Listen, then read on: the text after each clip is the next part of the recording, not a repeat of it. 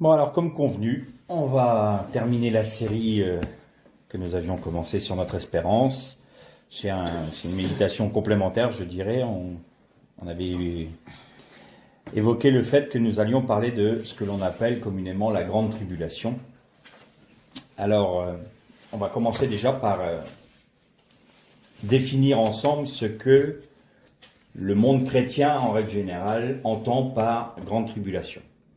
Lorsque vous écoutez les enseignements qui sont donnés, les différentes doctrines dans la plupart des milieux chrétiens et tout particulièrement dans les milieux évangéliques, la grande tribulation se fera sur 7 années, en rapport avec le texte de Daniel, les textes de l'Apocalypse dont il est question, où il est dit que ça sera le temps d'un temps et la moitié d'un temps pour ce qui est de la séduction, et la même durée pour le moment de la tribulation à proprement parler. Ce que l'on nous dit, c'est qu'à partir du moment où l'Antichrist va apparaître, il va y avoir 3 années et demie de séduction, où il va séduire les nations, où toutes les nations le trouveront comme étant celui qui règle tous les problèmes de la terre, et 3 ans et demi où il va montrer son vrai visage, où il sera un tyran, où il massacrera les croyants, et son objectif sera de détruire Israël. Et donc ces 7 années se termineront par la bataille d'Armageddon, où toutes les nations seront rassemblées pour détruire Israël, et Jésus viendra sur le mont des Oliviers pour pour juger les nations et pour détruire celles qui veulent porter atteinte à Israël.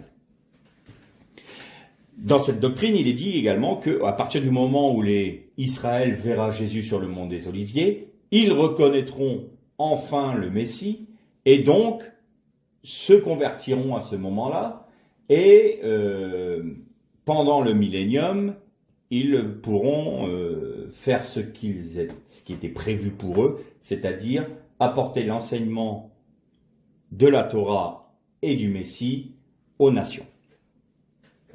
Alors cette doctrine trouve, je ne vais pas dire que tout est faux, il y a des points de vérité dedans, mais elle a un défaut majeur et fondamental à mon sens, c'est que cette doctrine place, comme on l'a évoqué bien souvent, l'Église de manière centrale.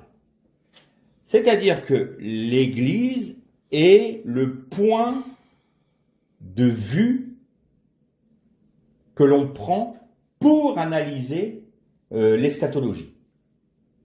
Or, la Bible entière, dans son ensemble, ne nous parle pas du tout de l'Église comme étant le point de vue par lequel nous devons, le point d'origine que nous devons prendre pour nous pencher sur l'eschatologie, mais bien Israël. Alors, déjà, on va regarder ensemble la grande tribulation. Combien de fois en est-il parlé dans la Bible? Alors, hormis le fait que à l'église de Thyatire, Jésus dit à Jean, écrit à l'ange de l'église de Thyatire, j'ai contre toi que vous écoutez la prophétesse qui se dit prophétesse, Jézabel qui se dit prophétesse, je ferai venir sur tous ceux qui ont commis adultère avec elle, venir une grande tribulation. Bon, le terme grec c'est méga. Méga veut très bien dire grand, fort, long, énorme. Voilà, méga. D'ailleurs, c'est rentré dans le vocabulaire français. Une méga structure, c'est une énorme structure. Un mégaphone, c'est ce qui va nous amplifier la voix. Méga, c'est quelque chose de fort, de grand, de haut. Bien. Les 2 autres passages où on voit ce terme employé, le premier, c'est dans l'évangile de Matthieu où Jésus parle à ses disciples et il dit « Viendra une grande tribulation », mais on va lire ce texte-là ensemble parce qu'il va notamment étayer notre méditation. Et dans le chapitre 7 de l'Apocalypse où l'ange dit à Jean, quand on lui pose la question, les anciens posent la question à Jean, mais qui sont ceux qui sont en robe blanche là devant le trône de l'agneau? Et Jean répond « Tu le sais ». Eh bien, ce sont ceux qui sont morts et ne se sont pas souillés pendant la grande tribulation. Alors là où on commence à avoir un problème, c'est que quand vous lisez le chapitre 7 de l'Apocalypse, on voit donc tous ceux qui sont rachetés, tous ceux qui ont accepté le Christ comme le Messie et qui sont sauvés. Or, si la grande tribulation dure 7 ans, ça veut dire que ceux qui sont véritablement rachetés, ceux qui sont véritablement lavés dans le sang de Jésus, ce ne sont pratiquement que ceux qui ont vécu ces 7 années de tribulation. On en conclut cela. Puisque si c'est une tribulation qui doit venir, et que ces personnes-là sont issues de la grande tribulation, c'est que nous-mêmes, et tous ceux qui nous ont précédés depuis la mort de Jésus, nous sommes dans un no man's land, quelque part. On ne sait pas trop où se placer. On ne sait pas trop ce qu'il en est pour nous. Parce que ça veut dire qu'on n'est pas de la grande tribulation, mais en même temps on a reconnu Jésus. Alors elle est où notre place? On est où là dans cela? Et on voit bien qu'on a des doctrines qui sont un peu fallacieuses, parce que tout comme on ne pouvait pas placer les personnes qui sont sauvées comme à travers du feu, dans les enseignements que j'ai entendus, on ne sait pas trop pour cela, c'est ceux qui vont rester et qui vont subir la grande tribulation, et ceux qui sont morts pendant la grande tribulation. Mais alors ça veut dire qu'il y en a qui sont morts pendant la grande tribulation, donc ils n'auront pas été enlevés avant. Alors du coup, c'est tempête dans un crâne. Alors il y a plein de doctrines. Il y a ceux qui prêchent que l'Église, oui, ceux qui sont sauvés seront enlevés avant la grande tribulation, donc avant cette année-là. Ceux qui disent non, pas du tout, ils seront enlevés après, juste au moment avant que le Seigneur ne revienne, ils seront enlevés dans les cieux et reviendront avec lui sur le mont des Oliviers. Il y a ceux qui disent il n'y aura pas de millénium, donc de toute façon le jour où le Seigneur va revenir, ça sera pour juger le jugement dernier. Bon, on trouve de tout et tout est son contraire. Qu'est-ce que la grande tribulation? Quels sont les signes de la grande tribulation? Qu'est-ce que l'on entend par grande tribulation? Quand nous lisons dans le Tanakh, il est parlé de ce jour terrible, de ce jour de grande tribulation, et il porte le nom du jour de l'Éternel. Tous les prophètes ont, la plupart, Ésaïe, Ézéchiel, Jérémie, Joël, Malachie, tous ces prophètes-là ont parlé du jour terrible, du jour de l'Éternel, comme n'étant pas un jour de joie et de réjouissance, mais un jour terrible de ténèbres et d'angoisse et de peur. Alors, au moment où les prophètes parlaient de ces choses, l'Église n'existait pas. Donc vous voyez que ce qui était prophétisé par les prophètes Ésaïe, Ézéchiel, Jérémie et les autres était pour Israël.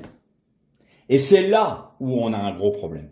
C'est que, à partir du moment où on a placé l'Église comme étant le point central par lequel nous devions observer et étudier et comprendre l'eschatologie, eh bien, automatiquement, nous avons une vision biaisée parce que nous ne sommes pas au bon point de départ. Le bon point de départ, c'est il faut avoir une vision à partir d'Israël et des fils de Jacob, donc de l'ensemble des tribus d'Israël. Ce que je dis là est confirmé par l'apôtre Paul qui dit « Nous sommes rattachés à l'olivier cultivé », c'est-à-dire que ce n'est pas nous qui portons Israël, mais c'est Israël qui porte l'Église. Là, il faut remettre les choses à leur juste place pour bien comprendre ce qui suit.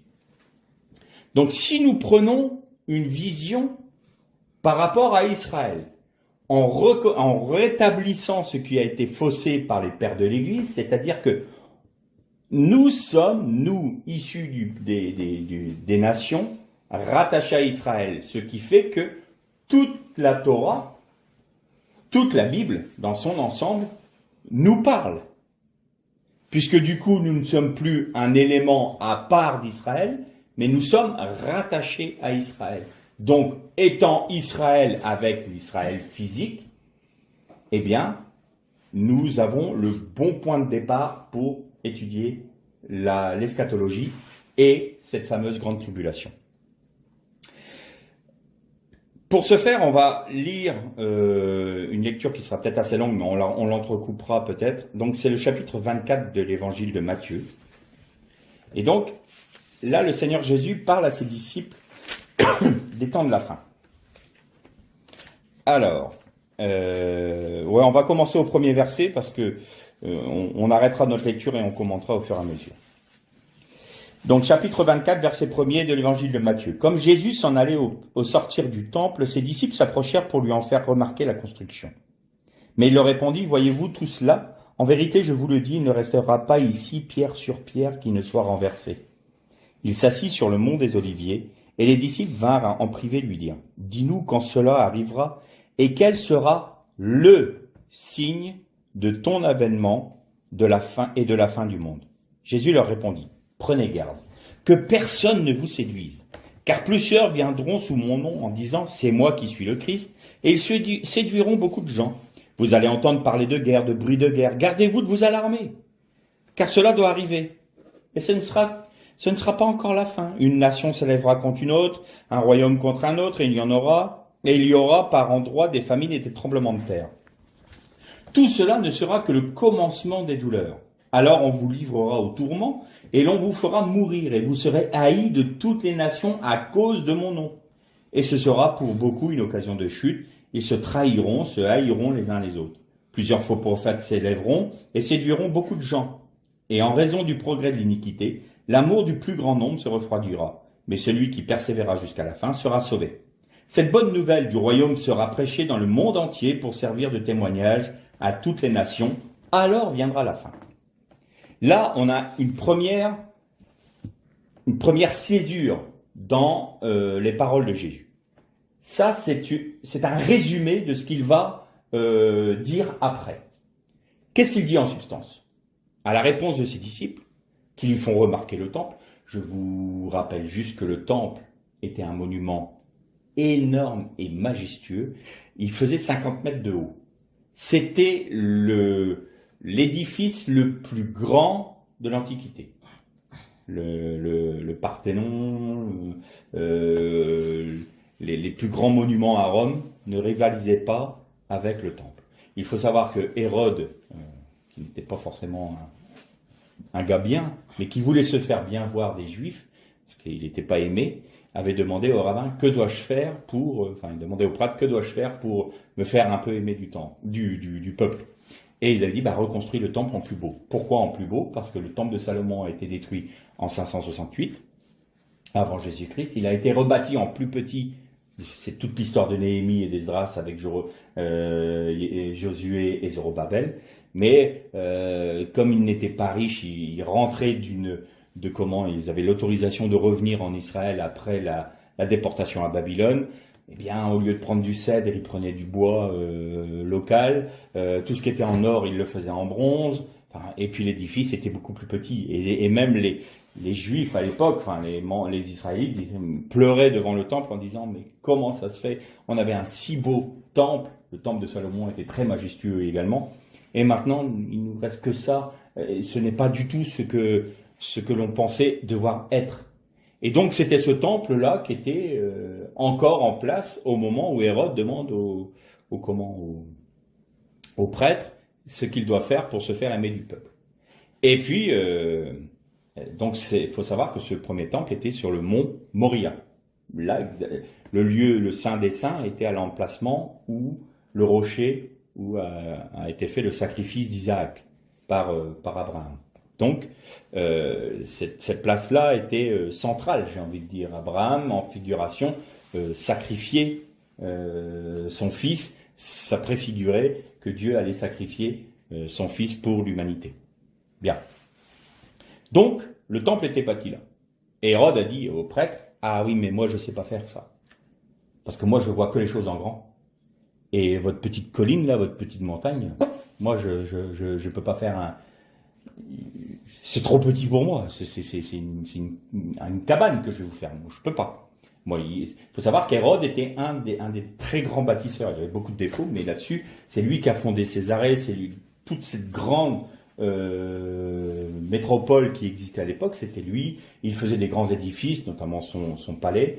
Et il s'est dit, bon, très bien, puisque on me demande et que le temple doit rester là, eh bien, il a fait ceinturer toute la colline par une muraille qui faisait, de mémoire, c'était 500 mètres de long sur je ne sais plus combien de large. En fait, il a pris toute la colline, il a fait des murailles et il a fait une terrasse. Ce que l'on appelle aujourd'hui l'esplanade. Je fais une petite parenthèse. 129 nations ont voté une résolution inique dans le machin qui porte le nom de l'ONU, dont la France, à ma plus grande honte.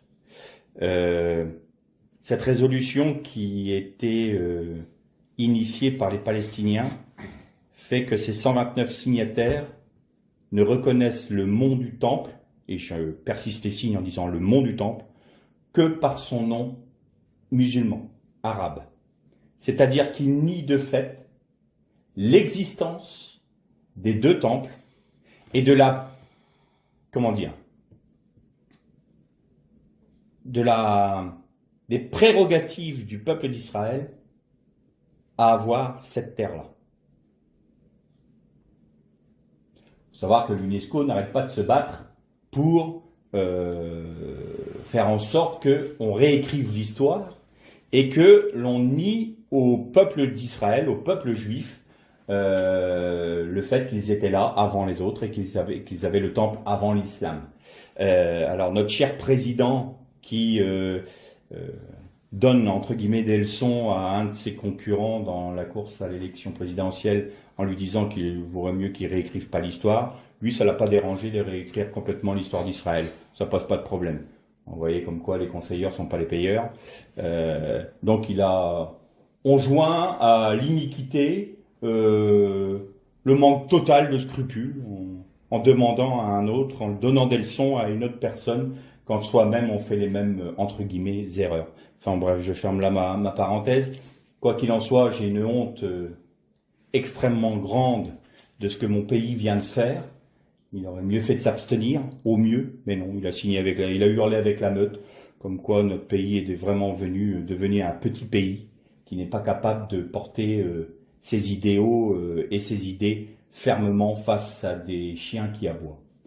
Bref, alors, pour simplement dire les choses telles qu'elles sont, vous savez qu'en dessous de l'esplanade du temple, il existait des salles. Il existe toujours des salles en dessous qui avaient été construites par Hérode pour entreposer les trésors du temple. Les croisés, quand ils ont pris Jérusalem, ont considéré que c'était, comme c'était des vastes, vous imaginez l'esplanade, la taille qu'elle fait, et en dessous c'est plein d'alvéoles, c'est une grande place, c'est comme un grand garage, quoi, si vous voulez. Et donc ils ont considéré que c'était les écuries de Salomon. Donc ils les ont appelés les écuries de Salomon. Ça porte encore ce nom-là. Depuis que les musulmans ont pris autorité sur cette place-là de Jérusalem, il existe à l'heure actuelle une énorme mosquée en dessous. Très grande mosquée, lieu de prière pour les musulmans. Et les Arabes ont voulu creuser pour faire des fouilles. Mais à tel point qu'à un moment, ils ont tellement creusé n'importe comment que toute l'esplanade a manqué de s'effondrer. Donc tout allait s'effondrer, donc on leur a dit, bon, vous arrêtez maintenant. Et seulement, ils ont découvert des artefacts provenant du premier temple et du second temple. Et comme ils ne voulaient pas que cela soit reconnu par les nations, tout ce qui est retiré des gravats et tout ce qui est issu de leur excavation passe automatiquement au concasseur. On détruit toutes les preuves, on détruit tout de manière à dire non, c'est le dôme du rocher qui fait autorité. Bien. Sauf que, manque de chance pour eux, quelques archéologues israéliens ont réussi à récupérer quelques artefacts et, bien évidemment, comme on peut l'imaginer, le premier temple de Salomon était bien là, en 168 avant Jésus-Christ. Ensuite, il y a eu le second temple et, juste pour mémoire, l'islam L'islam est apparu en 610 de notre ère. Donc si c'était les musulmans qui étaient là en premier, ça pose déjà un problème, parce que même les croisés avaient bâti une basilique à l'emplacement du temple païen qu'avait fait ériger Hadrien sur le lieu du temple. Donc si on devait revendiquer, entre guillemets, si on nie le fait que c'est aux Juifs depuis 3000 ans, c'est plus aux chrétiens à ce moment-là, encore qu'aux musulmans. Vous voyez la stupidité de la chose, et de vouloir s'aveugler à ce point-là, c'en est presque, si c'était pas à pleurer, ça en serait risible, quoi. Bon bref, notre pays a signé cette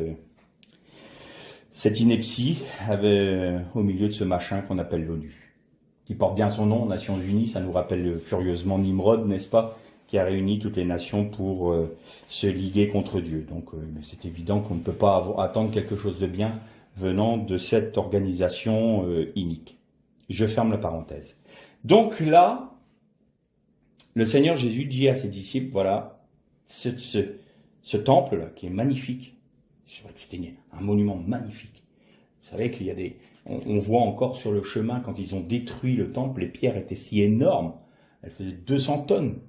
Quand ils ont jeté les pierres, toute la voie qui est en dessous du mur de soutènement est défoncée.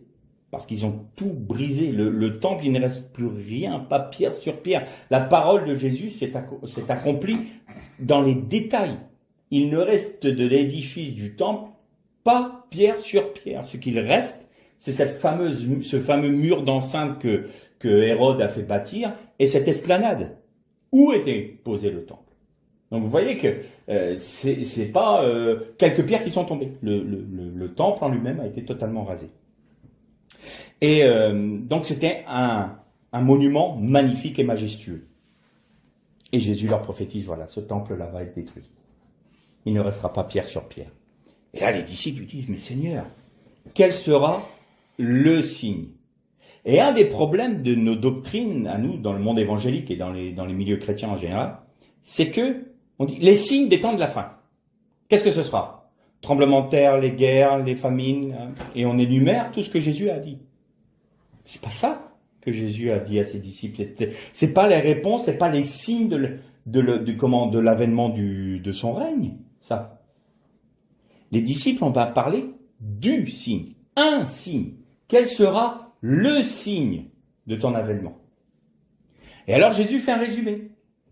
Il fait le résumé, ne vous alarmez pas, il y aura des guerres, des bruits de guerre, une nation se lèvera contre une autre, un royaume contre un autre, il y aura des famines, il y aura des tremblements de terre.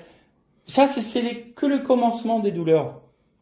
C'est le commencement des douleurs de l'enfantement. C'est pas maintenant. Ne vous alarmez pas, vous allez entendre des faux prophètes, vous allez avoir des faux messies qui vont vous dire « c'est moi le messie ». Mais ne les écoutez pas. Ce n'est pas le temps. Ce n'est pas ça le signe qui va montrer mon avènement. Alors, ils disent, qu'est-ce que ce sera? Donc Jésus dit, ce sera pour beaucoup une occasion de chute. Pourquoi? Parce que vous allez être mis à mort, vous allez être haïs à cause de moi. Regardez toutes les persécutions qu'il y a eu depuis l'origine, hein, depuis que Jésus a donné sa vie sur la croix. Tous ceux qui l'ont reconnu comme Seigneur et ceux qui ont voulu vraiment être ses disciples ont tous été persécutés. Et il parle là à qui? Aux évangéliques? Aux ADD? Aux catholiques? Il parle à qui? Aux protestants? Aux baptistes? Non, il parle à ses disciples, qui sont tous juifs. Vous serez haïs. Vous serez persécutés. Vous, les 12, vous serez persécutés.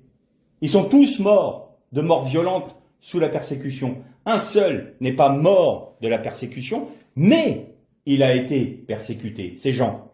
Je vous ai dit, hein, il a été plongé dans un bain d'huile bouillant pour le mettre à mort. Il n'en est pas mort, miraculeusement, et donc on l'a déporté sur l'île de Patmos, d'où il a écrit le livre de l'Apocalypse. Et donc, tous ces disciples ont vécu cela. Vous serez haïs. Vos frères même vous mettront à mort. Les Juifs issus du monde grec avaient une haine contre ce qu'on appelait les Nazaréens à l'époque, c'est-à-dire ceux qui suivaient le Christ. Donc vous serez haïs. Plusieurs faux prophètes s'élèveront et séduiront beaucoup de gens. Et en raison du progrès de l'iniquité, l'amour du plus grand nombre se refroidira. Mais celui qui persévérera jusqu'à la fin sera sauvé. Cette bonne nouvelle du royaume sera prêchée dans le monde entier pour servir de témoignage à toutes les nations. Alors viendra la fin. Ça, le Seigneur dit voilà, rien ne pourra se faire avant que la bonne nouvelle de l'Évangile, donc la bonne nouvelle du royaume de Dieu, accomplie en Jésus-Christ, ne soit prêchée jusqu'aux extrémités de la terre. Donc, ne vous alarmez pas. Tant que cela n'est pas accompli, ça ne peut pas être la fin. Et il y a seulement maintenant une toute petite vingtaine d'années où cette parole est accomplie. Aujourd'hui, on peut dire que toutes les extrémités, dans les îles, même les plus reculées, l'évangile a été annoncé. Et encore plus aujourd'hui avec Internet et tous ces moyens-là. Donc cet évangile-là, aujourd'hui, on peut dire que cette parole-là est accomplie. Et donc, il dit, arrivera la fin. Et là, il va reprendre à nouveau, parce que c'est pas une continuité. Là, il a dit, alors viendra la fin. Maintenant, je vous explique. C'est pourquoi, et là, il donne le signe à ses disciples. Lorsque vous verrez l'abomination de la désolation dont a parlé le prophète Daniel établie dans le lieu saint, que le lecteur fasse attention. Alors ceux qui seront en Judée fuient dans les montagnes. Que celui qui sera sur la terrasse ne descende pas pour prendre ce qui est dans la maison, et celui qui sera dans les champs ne se retourne pas pour prendre son vêtement. Malheur aux femmes qui seront enceintes et celles qui allaiteront en ces jours-là. Priez pour que votre fuite n'arrive pas en hiver, ni un jour de Shabbat. Car alors il y aura une grande tribulation telle qu'il n'y en a pas eu depuis le commencement du monde. Jusqu'à maintenant, il n'y en aura jamais plus. Là, il nous montre le signe. Quel est ce signe dont les disciples avaient besoin de connaître pour reconnaître le temps de la venue du Messie? Je vous rappelle, on prend notre étude et notre méditation à partir d'Israël, pas de l'Église. L'Église n'existait pas encore. Il faut toujours venir d'Israël. D'ailleurs, vous remarquez qu'il dit que celui qui est en Judée, c'est pas celui qui est à Paris, à New York, à Singapour, à Pékin, en Judée. Priez pour que ce ne soit pas en hiver ou un jour de Shabbat, parce que le jour de Shabbat, ils ne pouvaient pas voyager. Priez pour ce jour de Shabbat. Qu'est-ce qu'ils en ont à faire, les nations du Shabbat? Ils ne respectent pas le Shabbat. Pourquoi un jour de Shabbat? Parce que c'est d'Israël dont il parle. C'est aux Juifs que le Seigneur parle. C'est vous qui êtes concernés. Donc c'est vous qui êtes concernés par la tribulation. Et quel est le signe? Quand vous verrez l'abomination de la désolation dans le lieu saint, dont a parlé le prophète Daniel. Là, il faut qu'on s'arrête quelques instants. Effectivement, dans le chapitre 12 de Daniel, vous avez exactement ce même texte. Où il est dit, quand il y aura l'abomination de la désolation dans le Saint des Saints, ce sera le signe d'un grand trouble, d'un jugement pour le peuple d'Israël. Et là, dans ce texte-là, il y a une faute d'hébreu. Il y a une faute dans l'hébreu. Et les sages d'Israël se sont penchés sur la question et se sont dit, pourquoi est-ce qu'il y a une faute là? Et ils savent très bien que quand il y a une faute d'hébreu, comme je l'ai dit souvent, ce n'est pas le Saint-Esprit qui fait des fautes de grammaire ou de fautes d'orthographe, c'est simplement que le Seigneur met attention ici, il y a quelque chose de particulier qui va arriver.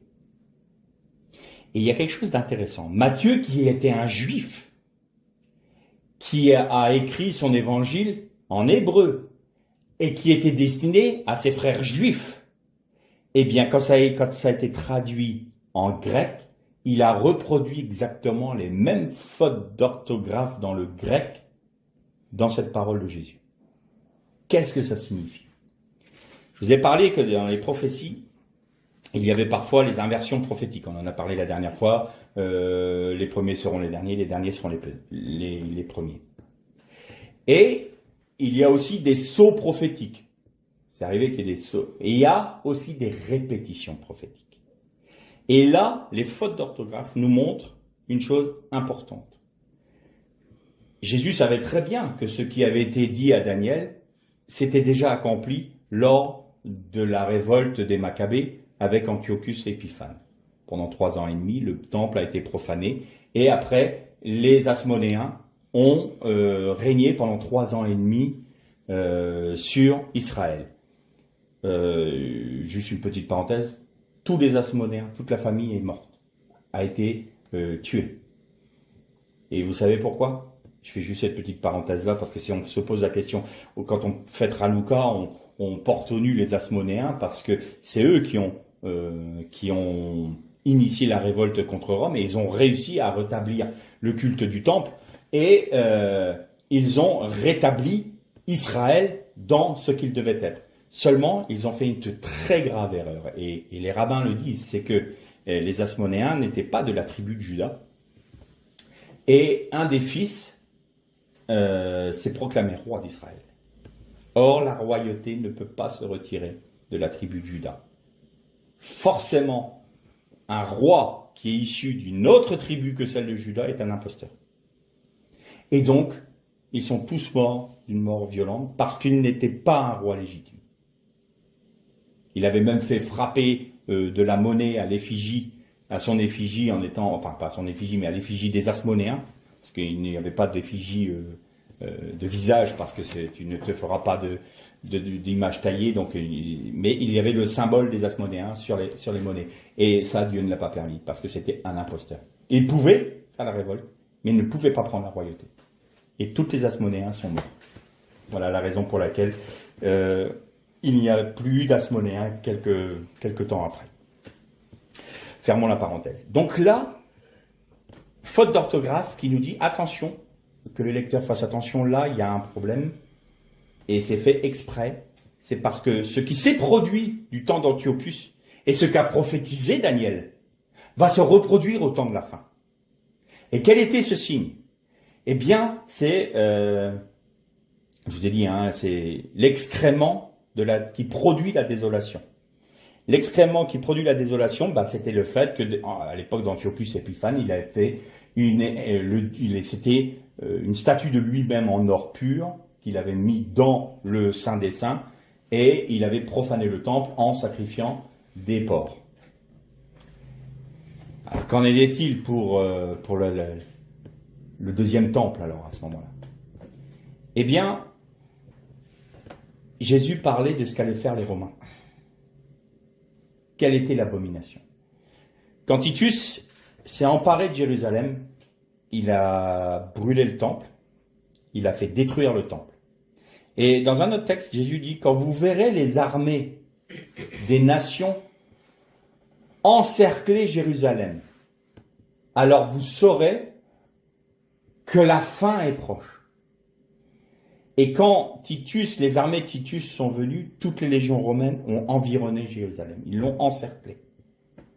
Et il y a eu des batailles énormes, à tel point, montrer que les Hébreux étaient quand même s'ils ne connaissaient pas l'art de la guerre comme de nombreuses nations, ils étaient très vaillants.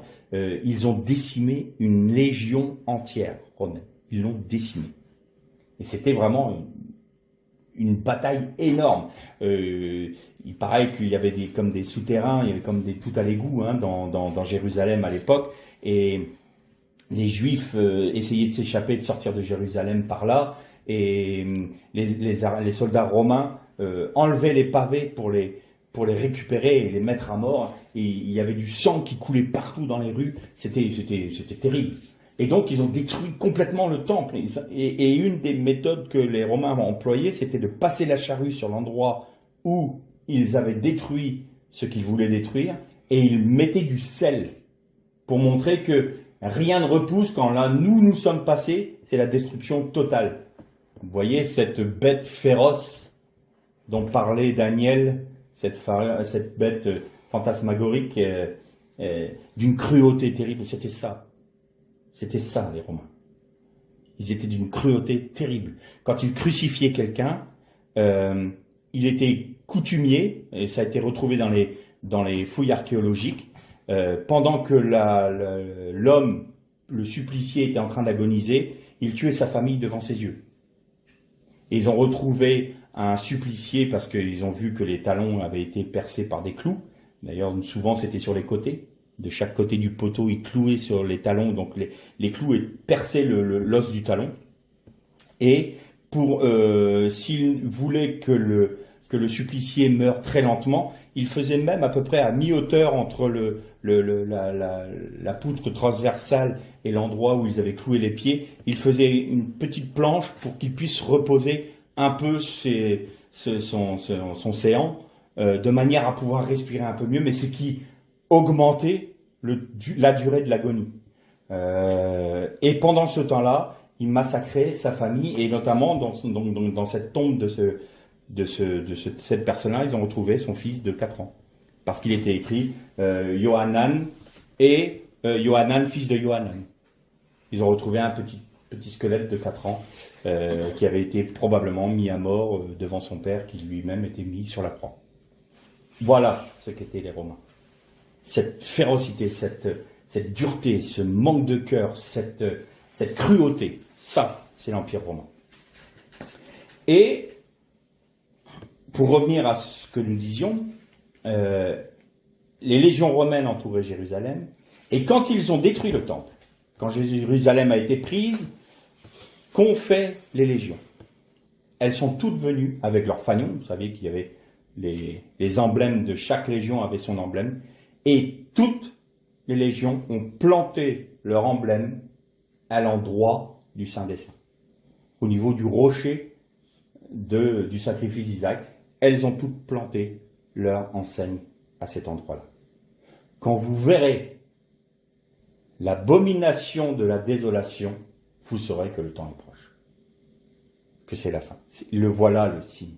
Le signe que vous me demandez, c'est ça. Et c'est ce qui s'est passé en l'an 70 de notre ère, lors de la première révolte des Juifs qui a commencé en 66 et qui s'est terminée par la destruction du temple. Alors je vois tout de suite les objections. Si c'est le signe de la fin, comment ça se fait que ça fait 2000 ans?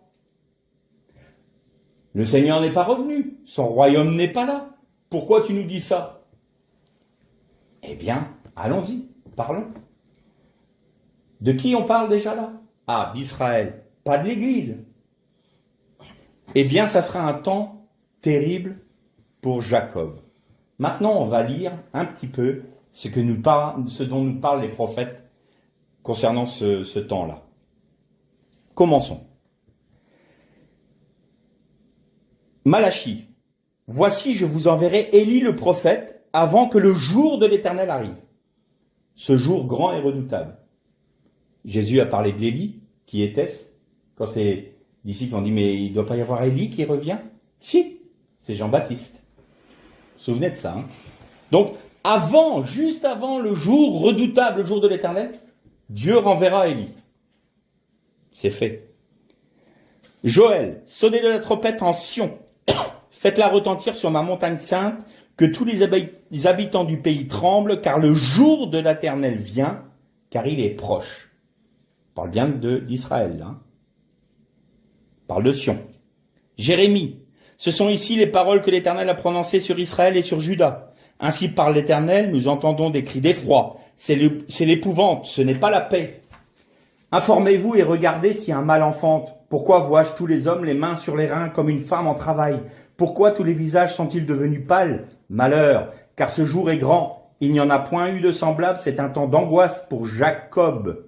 Mais il en sera délivré en ce jour-là, dit l'Éternel des armées, je briserai son joug, de dessus ton cou, je romprai tes liens, et les étrangers ne t'assujetteront plus.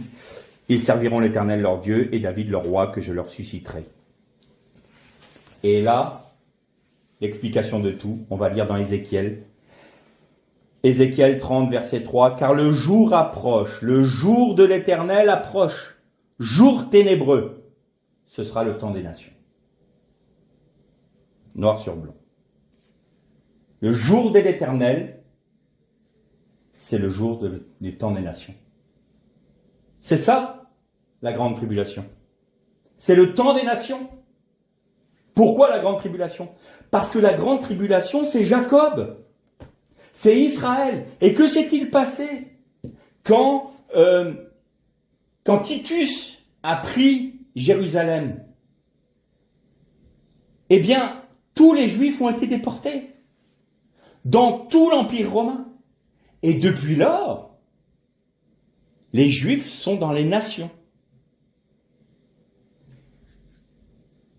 Grande tribulation veut dire méga, veut dire grand, long, fort, immense. Et jour terrible de Jacob, comme il n'y en a jamais eu, et comme il n'y en aura jamais plus. Et je vous avais dit il y a quelque temps, Israël, le peuple d'Israël a été déporté 70 ans à Babylone. Il a été déporté 430 ans en Égypte. Il a été déporté une grosse centaine d'années par les Perses. À partir du moment où les Romains ont détruit Jérusalem et où ils ont déporté les Juifs, ça fait 2000 ans. Près de 2000 ans. Donc, Israël a été déporté parmi les nations pendant près de 2000 ans, comparé à son plus grand, son plus grand exil qui était de 430 ans en Égypte. Près de 4 fois le temps qu'ils ont passé en Égypte. Un temps terrible d'angoisse pour Jacob. Pourquoi d'angoisse? Parce que non seulement ils ont été déportés dans les nations, mais ils ont été persécutés dans les nations. L'antisémitisme, les disputations au Moyen-Âge, la Shoah, tout ça, ils l'ont vécu pendant ce temps-là. Et aujourd'hui, de notre vivant, nous voyons que l'État d'Israël est restauré. Et là, c'est la deuxième partie de ce dont nous parlait Jérémie tout à l'heure dans le texte. Mais les nations ne t'assujettiront plus et tu seras restauré dans ton pays. Mais c'est ça la grande tribulation. Elle a démarré à la chute du temple. Et elle s'est poursuivie, elle se poursuit encore aujourd'hui. Pourquoi? Parce que comme nous le dit Ézéchiel, le jour de l'Éternel, c'est le temps des nations. C'est-à-dire qu'Israël est mis entre parenthèses. Israël est mis entre parenthèses. C'est un jour terrible pour toi, Jacob, parce que tu vas être mis entre parenthèses. Tu vas être détruit, tu ne seras plus une nation. Même en tant que nation, tu n'existeras plus. Tu vas être dispersé, tu vas être complètement éclaté. Et tu n'auras plus de terre à toi. Ta terre sera un désert. Et c'est ce qui s'est passé. C'est ça la grande tribulation. Donc, si on revient sur ce que nous disait le texte de l'Apocalypse tout à l'heure, qui sont-ils tous ces gens? Ce sont ceux qui ne se sont pas souillés qui sont morts pendant la grande tribulation. Ça veut dire quoi? Eh bien justement, là, ce n'est pas 7 ans et demi ou 7 ans de grande tribulation qu'il y a, mais 2000 ans de grande tribulation. Alors vous allez me dire, oui, mais à quoi correspondent ces 7 années-là? Il ne faut jamais oublier une chose. Le temps des nations est un temps où les nations vont mettre le comble à leur péché. Elles vont mettre le comble à leur péché. Et pendant ces 2000 ans, nous avons la patience de Dieu qui se manifeste envers elles. Pendant ce même laps de temps, le Saint-Esprit agit pour aller chercher celles et ceux qui accepteront d'être sauvés. Et donc rattachés à Israël. Mais pour que les nations mettent le comble à leur péché, il faut qu'il y ait une pensée, une force qui agit en elles pour les amener à ce comble du péché. Eh bien, l'apôtre Jean nous en parle. Vous avez entendu dire qu'il y aurait un antichrist. Mais moi, je vous dis, plusieurs antichrists viendront. Et l'esprit de l'antichrist agit déjà dans le monde. Il y a eu plusieurs antichrists. Par Hitler, Staline et Néron. Tous ces hommes-là, c'est des types de l'antichrist. Et donc, Plusieurs antichrists vont venir. Mais l'esprit de l'antichrist agissait déjà du temps de Jean. Réunir les nations contre le peuple de Dieu. C'était ça le but. Et quel était cet esprit que nous voyons pendant la grande tribulation? Eh bien, l'antisémitisme. La volonté de détruire Israël en tant qu'entité, en tant que nation, en tant que peuple, en tant que personne, en tant qu'individu. Cette volonté permanente de vouloir détruire, même chez les, entre guillemets, chrétiens, parce que si je mets un peu de guillemets là, qui étaient censés être rattachés à Israël, et donc, du coup, être frères avec les Juifs qui avaient reconnu Jésus comme le Messie. Non, vous aviez Luther qui disait, j'en ai parlé la dernière fois, il serait scandaleux de ne pas mettre à mort un Juif après avoir détruit sa maison. Et une fois qu'on a réussi à faire ça, il faut détruire leur synagogue. Mais où on est là? Et donc c'est ça, la grande tribulation. C'est le temps où Jacob va être dans l'angoisse. Le temps où Jacob va être rejeté. Le temps où Jacob va être dispersé parmi les nations. Et le jour où il est ramené par le Seigneur, ça va être un temps qui va précéder, et nous y sommes, parce que les Juifs reviennent, le temps qui va précéder la reconnaissance d'Israël. Israël va reconnaître Jésus comme le Messie. Et ça commence. Vous avez de plus en plus, alors au moment où je vous parle, là, il y a de plus en plus de Juifs messianiques. Il y a de plus en plus de Juifs qui reconnaissent Jésus comme le Messie. Ils avaient pratiquement disparu entre 400, 4e siècle, 350, au moment d'Augustin, jusqu'en 900. En 900, on retrouvait encore quelques traces de Juifs messianiques, mais après ils ont complètement disparu. Et ils ont commencé à réapparaître fin du 18e, début du 19e siècle. Et aujourd'hui, c'est exponentiel. Il y a de plus en plus de Juifs qui reconnaissent Jésus. Alors, on va poursuivre ce texte-là. C'est alors qu'il y aura une grande tribulation, telle qu'il n'y en a jamais eu, on vient de l'expliquer. Et si ces jours n'étaient abrégés, personne ne serait sauvé, mais à cause des élus, ces jours seront abrégés. Ça veut dire que le temps des nations bêtes va arriver à un tel comble dans le péché, et d'ailleurs ça se terminera par l'avènement de l'Antichrist, qui va unir les nations pour détruire Israël, et effectivement il y aura la bataille d'Armageddon. Et effectivement Jésus reviendra sur le mont des Oliviers pour juger les nations.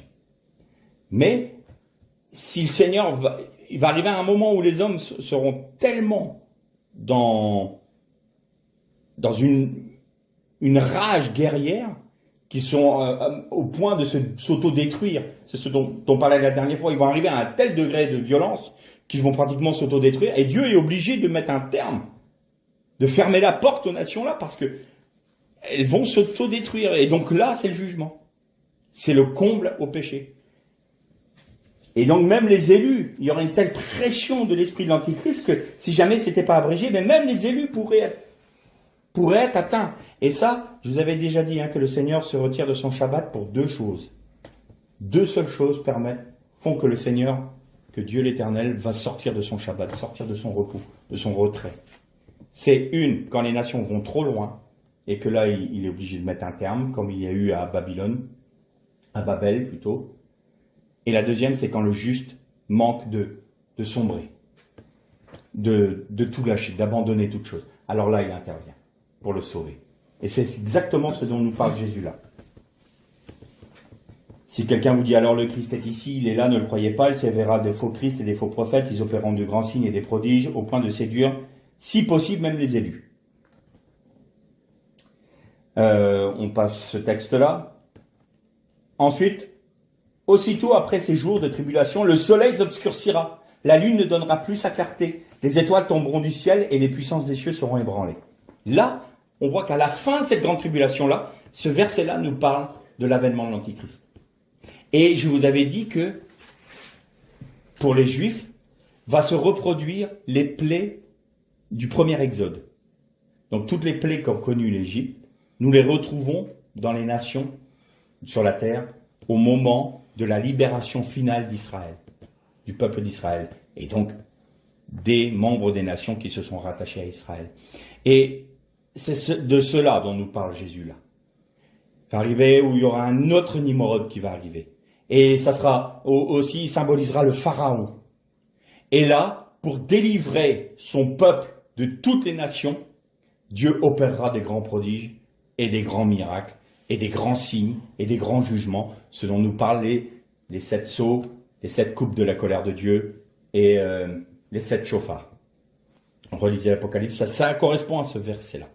Donc c'est l'avènement de l'Antichrist et la fin, vraiment la fin, c'est cette année-là, entre guillemets, si on pouvait prendre ça, c'est cette année-là correspond à la fin du temps des nations, à la fin de la grande tribulation, ce qui va mettre un terme au temps des nations. Vous voyez ? Ce n'est pas la grande tribulation dans son ensemble. Donc là, ensuite, il nous parle, vous relirez chez vous, il nous parle, ce sera comme le temps de Noé, le temps de Sodome, l'enseignement de la parole du figuier, voilà. Et alors, à la fin, au verset 43, on peut même lire à partir du verset 42. Veillez donc, puisque vous ne savez pas à quel jour votre Seigneur viendra. Sachez-le bien, si le maître de la maison savait à quelle veille de la nuit le voleur doit venir, il veillerait et ne se laisserait pas percer sa maison. C'est pourquoi vous aussi tenez-vous prêts, car le Fils de l'homme viendra à l'heure où vous n'y penserez pas. Alors j'ai entendu beaucoup d'enseignements, et je terminerai par là, où il nous est dit, c'est pas le moment où le Seigneur va venir reprendre son épouse, parce qu'il faut que, et on utilise d'ailleurs le texte de Thessaloniciens, donc on prend le premier texte qui est au premier épître des Thessaloniciens au verset 4, où il est parlé de ce qu'on appelle l'enlèvement de l'Église, mais c'est le rassemblement de l'Église.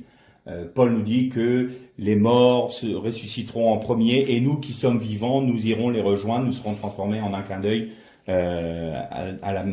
avec notre corps de gloire. Nous revêtirons notre corps de gloire.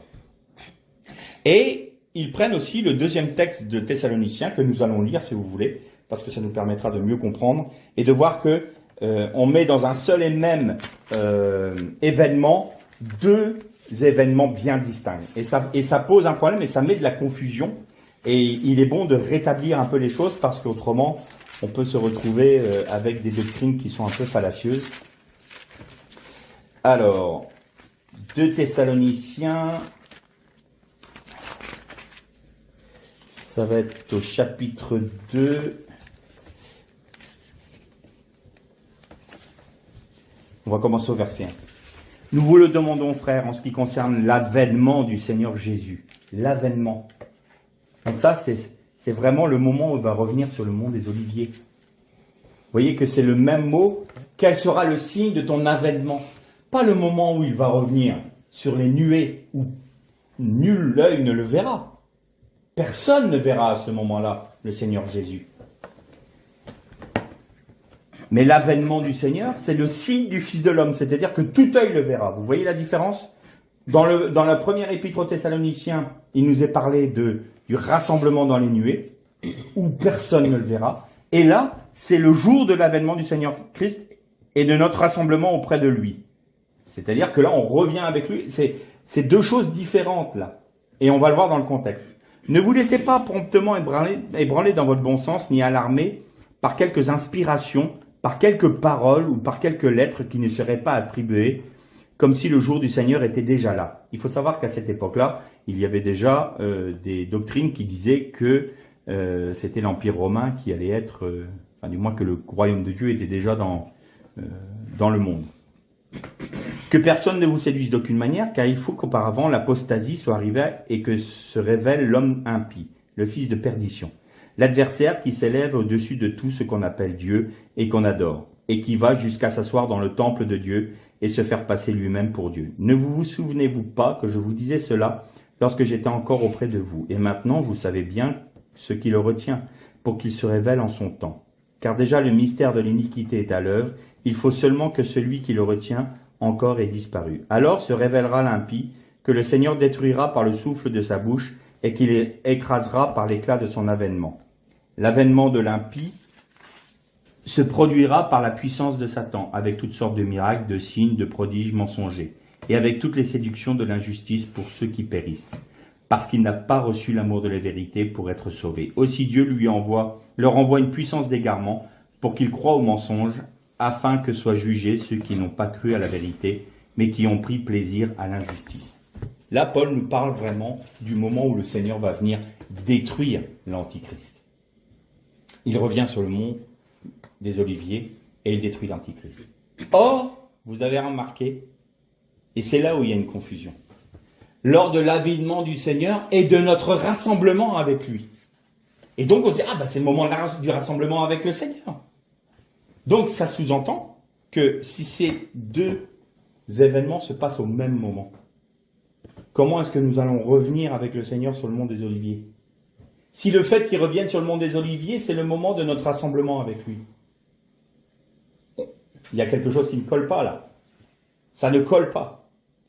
Donc, il y a bien le rassemblement en premier lieu, dans les nuées, et Jésus vient avec ceux qui l'ont suivi pour venir juger les nations.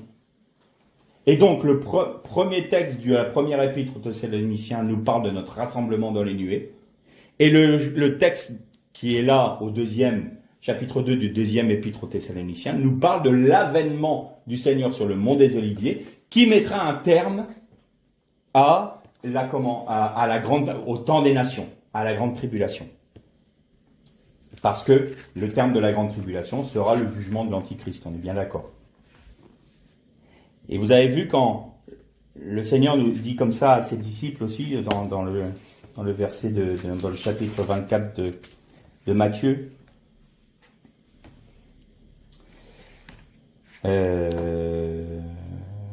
voilà. Aussitôt après ces jours de tribulation, le soleil s'obscurcira, la lune ne donnera pas sa clarté, les étoiles tomberont du ciel, et les puissances des cieux seront ébranlées. Alors, le signe du Fils de l'homme paraîtra dans le ciel. Toutes les tribus de la terre se lamenteront, et elles verront le Fils de l'homme venir sur les nuées du ciel avec beaucoup de puissance et de gloire. Voilà. Le signe du Fils de l'homme, c'est dont nous parlait Daniel dans le chapitre, il me semble que c'est le chapitre 11 de son livre. Il a vu le Fils de l'homme venir sur les nuées et tous l'ont vu. Au moment du rassemblement avec le Seigneur, nul ne verra le Seigneur Jésus. Mais au jour de son avènement, tout œil le verra. C'est ça le signe du Fils de l'homme. Et ce sera évident pour toutes les nations. L'enlèvement, comme on l'appelle communément, ne sera pas vu par toutes les nations. Mais son avènement, oui. Et qu'est-ce qui va déclencher la venue du Seigneur? On repart, et je terminerai par là, on repart du point de vue d'Israël, on reste sur ce point de vue-là. Eh bien, c'est Jérémie, je crois, ou un des prophètes, moi on est plus fidèle, qui dit et l'Esprit de Dieu répandra sur Jacob un esprit de supplication et de repentance, et ils pleureront sur celui qu'ils ont percé, ils pleureront comme sur un fils aîné. Et donc, à la fin des temps, possible que ce soit au moment où toutes les nations vont se rassembler contre Israël, où Israël va manquer de disparaître à nouveau. Ils vont se dire, mais ça recommence. Et là, en même temps, Dieu va répandre sur son peuple un esprit de repentance, un esprit de supplication. Et ils crieront à Dieu en disant, nous reconnaissons que celui que tu as envoyé, que nous n'avons pas reconnu, que nous avons percé, que nos chefs ont percé, c'est le Fils, c'est ton Fils, c'est le Messie que nous attendions, nous ne l'avions pas vu, nous te demandons pardon. Alors, à ce moment-là, c'est ça qui va faire déclencher le fait que le Seigneur Jésus revient. Pourquoi je dis ça? Parce que Pierre nous en a parlé dans la troisième chapitre des Actes. Et il disait quoi à Israël à ce moment-là, au peuple juif de Jérusalem? Repentez-vous! Car si vous vous repentez, ce sera des temps de rafraîchissement pour vous. C'est quoi le temps de rafraîchissement? Si ce n'est l'établissement du royaume de Dieu sur terre, le royaume du Mashiach. Et donc Pierre l'avait très bien compris, il dit, mais repentez-vous maintenant, reconnaissez-le. Et si Israël avait reconnu Jésus à ce moment-là, il n'y aurait pas eu le temps des nations. Donc, en résumé, la grande tribulation dont nous parle la Bible, et dont nos doctrines parlent, n'est pas seulement cette année. Ça, c'est la fin. C'est le terme de la grande tribulation. Mais la grande tribulation, nous allons relire pour terminer ce texte-là, Ézéchiel nous en parle très bien, car le jour approche. Le jour de l'Éternel approche, jour ténébreux. ce sera le temps des nations. Tout le monde reconnaît que nous sommes dans le temps des nations. Eh bien, c'est ce jour de l'Éternel. Donc c'est le jour de la grande tribulation, qui a commencé en l'an 70, et qui se terminera le jour où le Seigneur viendra pour détruire l'Antichrist. Et donc tout trouve son sens. Tous ceux qui ont reconnu Jésus pendant ces temps-là, évidemment, pendant ce temps-là, tous ceux qui ont accepté Jésus, tous ceux qui sont morts pour lui, tous ceux qui n'ont pas accepté d'avoir la marque de la bête, qu'est-ce que c'est? Eh bien, c'est la marque du système des nations, du système de l'esprit d'Antichrist qu'il est en train de mettre en place. Tous ceux qui ne se sont pas conformés à ce système, tous ceux qui n'ont pas agi en fonction de ce système, tous ceux qui se sont reconnus comme étant étrangers à ce système. Non seulement ils n'ont pas reçu la marque de la bête, pas la peine d'aller parler de puce ou de machin, c'est bien plus grand que cela.